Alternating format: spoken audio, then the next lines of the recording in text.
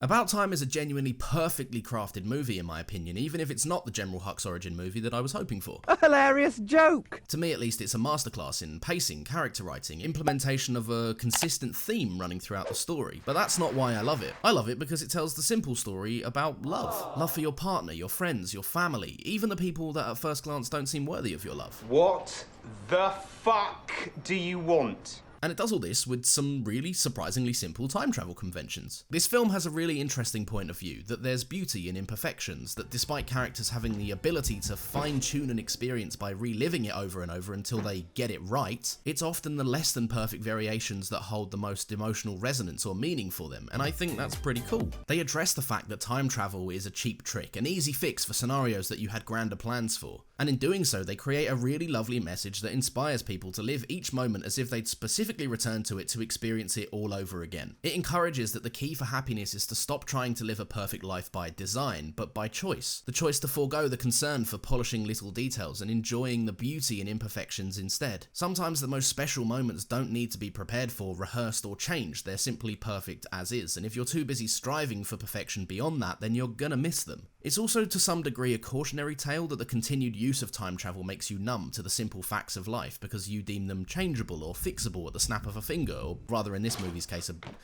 standing in a cupboard and clenching your fists or whatever. To others, the past is a fact, or a fixed point, beyond our reach. But to Tim, it's kind of open to interpretation. You fucked up an epic Chad move taking off a bra? Well, you can do it again, prepared with the knowledge that it opens at the front. You accidentally talk about blowjobs in front of your partner's parents? I beg your pardon?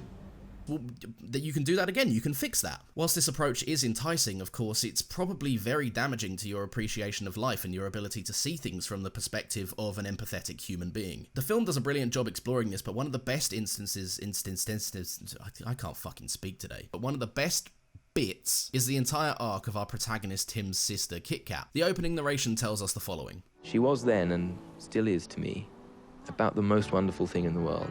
Kit Kat is clearly a free soul, described as a nature thing in a household of jackets and haircuts. We see that she's very much a free thinker, impulsive and fun-loving, however her character holds some of the darker moments in the film, with her becoming involved in a toxic, very unhealthy relationship and overindulging in alcohol, which ultimately takes its toll on her mental health and perception of self. This all comes to a head when she was drinking, left the house after an argument and was involved in a car accident whilst on the way to her brother's daughter's birthday party. Not really an ideal scenario. Whilst this plotline in the movie kinda comes out of left field and is a bit of a drastic tonal switch, I think there's some really good reasons for this. The movie up to this point has focused on Tim, overcorrecting his already pretty good life. He redoes his proposal, he reunites with the ex-love of his life, he fixes his roommate's play, he's out here literally making the world play to the beat of his drum, or whatever that saying is. But in doing so, he loses touch on the simplicities of life that he appreciated before he knew that he had this ability. Emotional moments, impactful moments in his life can be corrected and fine-tuned and therefore lose a part of their significance each time. Lessons don't need to be learned when the shortcomings in life never fall short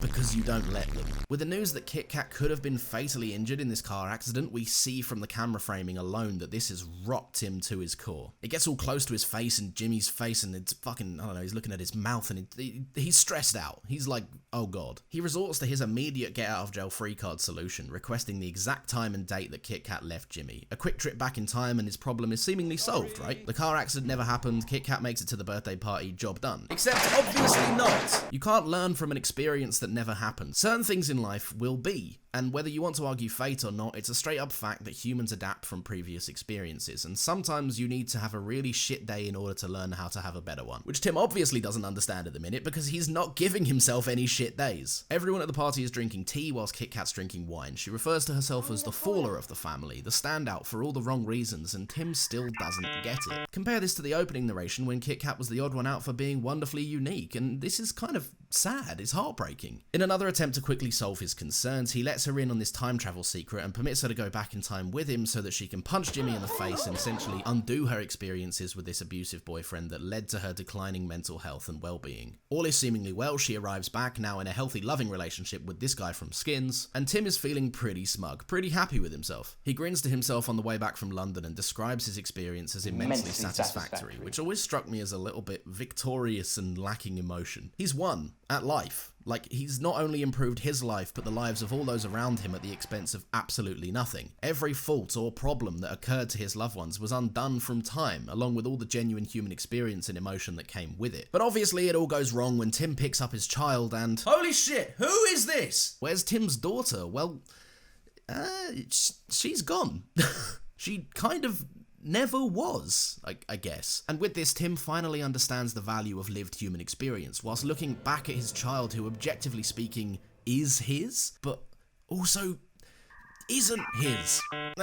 Time travel's fucking weird. He realizes that the only way to solve this problem once and for all is to be there and to actively take part in solving the problem in a way that will generate lasting results. His wife Mary said it to him the first time after he meddled. If it's gonna be fixed, I think she probably has to do it herself. And so Tim helps, but this time he really helps. Not in the past, but in the present. By being present.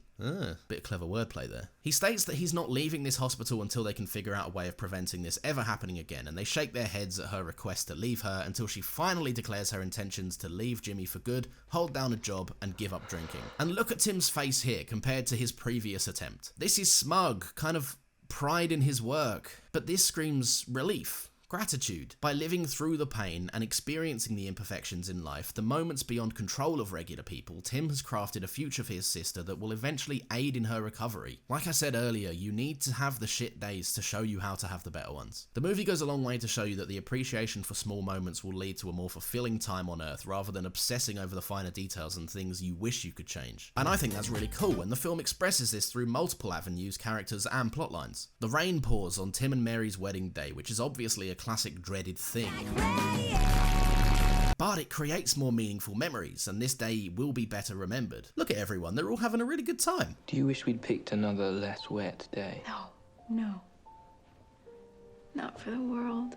Tim impulsively runs home after a close call with his ex-flame Harley Quinn and proposes to Mary. He has a brief stumble where it doesn't quite go according to plan, but when he resets the scenario, there's music being played in the background. He asks her to marry him, and the moment is calm, quaint, and quite nice. She thanks him for not going for one of those melodramatic proposals, and he smiles back and then creeps back in and tells his fucking prepared band that there's been a change of plan. Another moment where all the planning and prep time in the world didn't hold a candle to simply experiencing the moment and being present with the person that he loves. Even despite his sister's ordeal emotionally maturing Tim, he still has a way to go. He finally learns his own key to happiness when his father, a man who he deeply seems to idolize, is diagnosed with cancer and given a pretty limited time to live. At this point, the notion of his dad having 2 weeks left to live isn't really an obstacle to Tim. After all, for him, time is limitless and he can kind of just go back. And as long as he has the memory of his father, he's not gone, in a literal sense. We see Tim dip in and out of these past experiences, but when the question of having a third child arises, Tim is conflicted.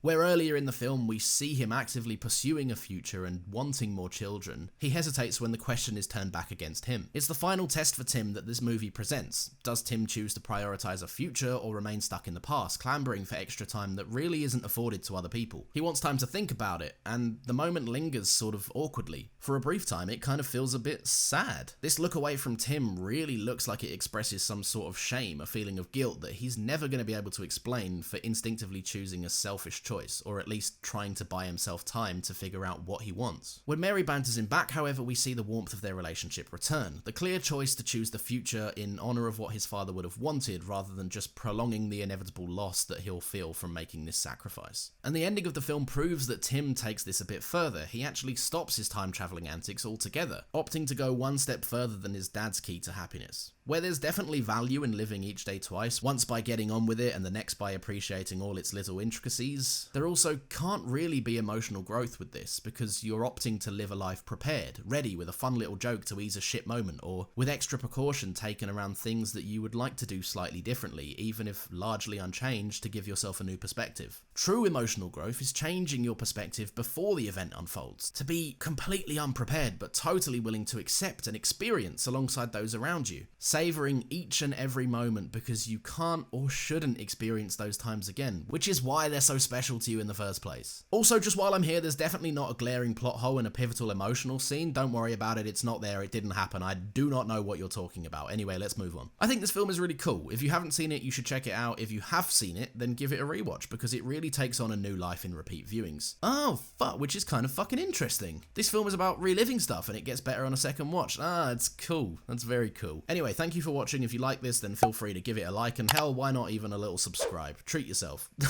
Have a little look on the channel, see what else you like, maybe even follow me on Twitter. Woohoo. Feel free to do any of the above, or you know, you don't have to. Whatever. Take care.